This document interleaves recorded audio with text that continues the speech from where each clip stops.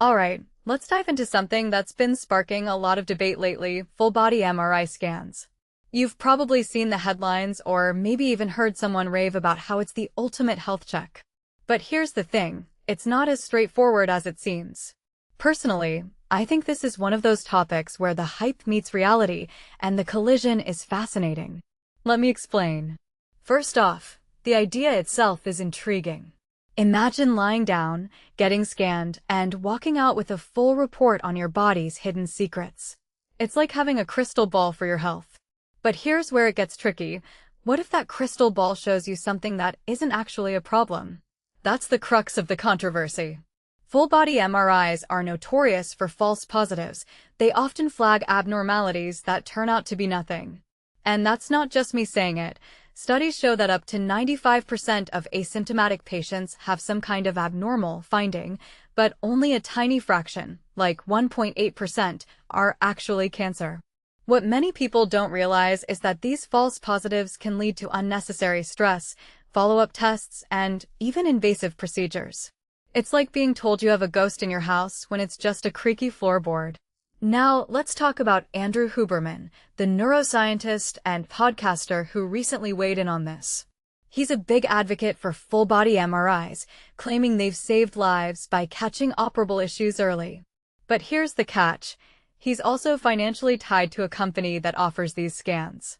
From my perspective, this raises a deeper question.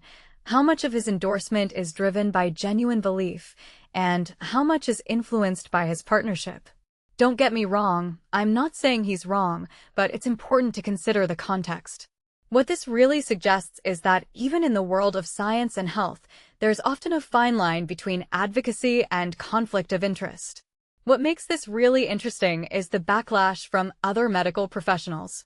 Neurosurgeons like Dr. Sanjay S. Dahl and Dr. Anthony DiGiorgio have openly called out Huberman's claims, saying they've never operated on incidental findings from these scans. One thing that immediately stands out is the disconnect between anecdotal success stories and clinical reality. Sure, there might be cases where a full-body MRI caught something life-threatening, but those seem to be the exception, not the rule. If you take a step back and think about it, this is a classic case of individual anecdotes versus large-scale data. And the data isn't there yet to prove that these scans save more lives than they complicate. Another detail I find fascinating is the cost and accessibility of these scans. They're expensive. We're talking hundreds to thousands of dollars, and insurance doesn't cover them. So, who's really getting these scans? It's mostly people who are already health conscious and can afford it. This raises a broader question. Are we creating a two-tiered system where only the wealthy can access potentially life-saving technology?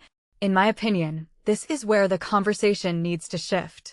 Instead of debating the merits of full-body MRIs, we should be talking about how to make healthcare more equitable and accessible for everyone. Finally, let's zoom out and look at the bigger picture. Full-body MRIs are still in their clinical infancy, as one expert put it. They're non-invasive and highly sensitive, but we don't have enough long-term data to know if they're truly beneficial. What this really suggests is that we're at a crossroads in healthcare. On one hand, we have cutting-edge technology that could revolutionize how we detect diseases. On the other, we risk overdiagnosis, unnecessary interventions, and diverting resources from where they're most needed. Personally, I think the key here is balance. We shouldn't dismiss the potential of full-body MRIs, but we also shouldn't blindly embrace them without critical evaluation. So, where does that leave us? In my opinion, the debate over full-body MRIs is less about the technology itself and more about how we use it. Are we prioritizing innovation over evidence? Are we addressing the right problems? These are the questions we need to ask. And as for you, the viewer, I'll leave you with this. If you're considering a full-body MRI, think about why you're doing it. Is it curiosity? Fear? Or is it a genuine medical need?